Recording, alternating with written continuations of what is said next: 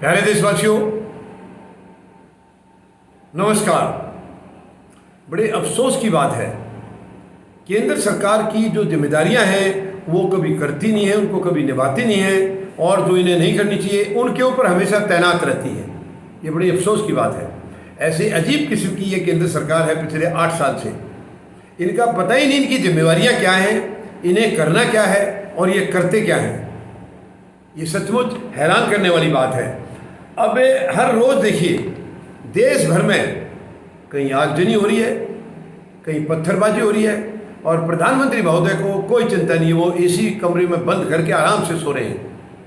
प्रधानमंत्री महोदय, ये पद सोने के लिए नहीं होता है। आप तो कहते थे आप 18-18 घंटे काम करते हैं। हाँ, हम मानते हैं करते होंगे आप 18 घंटे।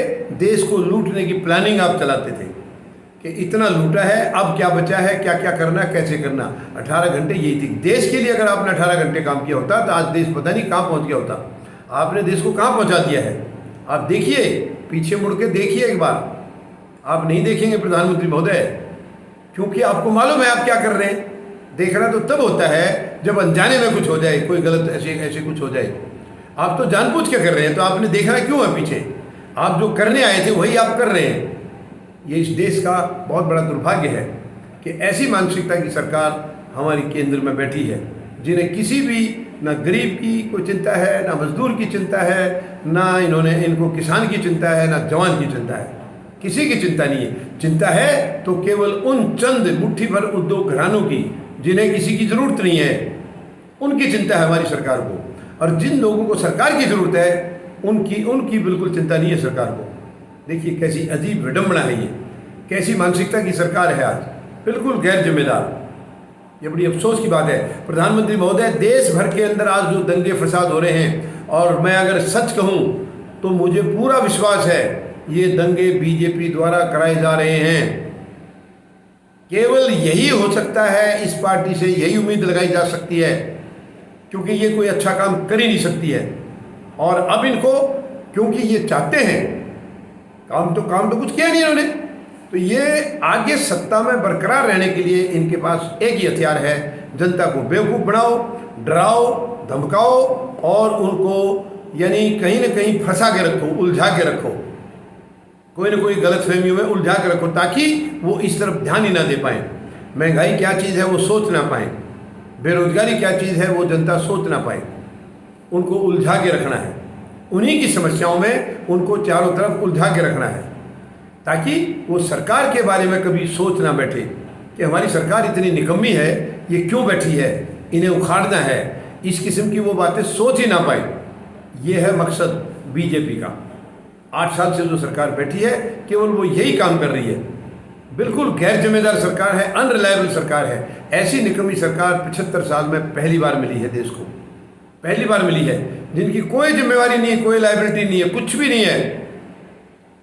पूरी तानाशाही से देश को चला रहे हैं, और चला नहीं रहे हैं बल्कि देश को लूट रहे हैं या तोड़ रहे हैं, कमज़ोर कर रहे हैं। 8 साल के अंदर देश कितना कमज़ोर हुआ है, इसका अंदाज़ा लगाना कोई बड़ी बात नहीं है। जगह जगह दंगे, जगह जगह और गाली गलौज, जगह जगह नफरत ये फैलाई जा रही है, और देश के प्रधानमंत्री को कोई चिंता नहीं है, कोई बयान नहीं है उनका। पहले जब विपक्ष से कुछ ऐसी कोई घटना होती थी तो ये आसमान को सिर पर उठा लेते थे। आज इन्हें कोई एहसास नहीं है कि पहले क्या होता था और आप लोग क्या करते थे, कोई एहसास नहीं है इनका।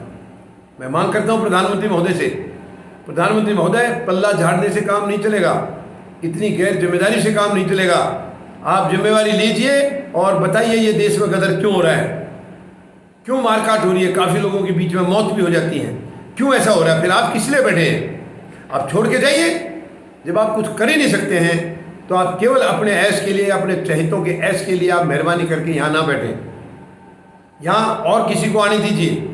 आप कुर्सी खाली करिए अगर नहीं चला सकते हैं देश को।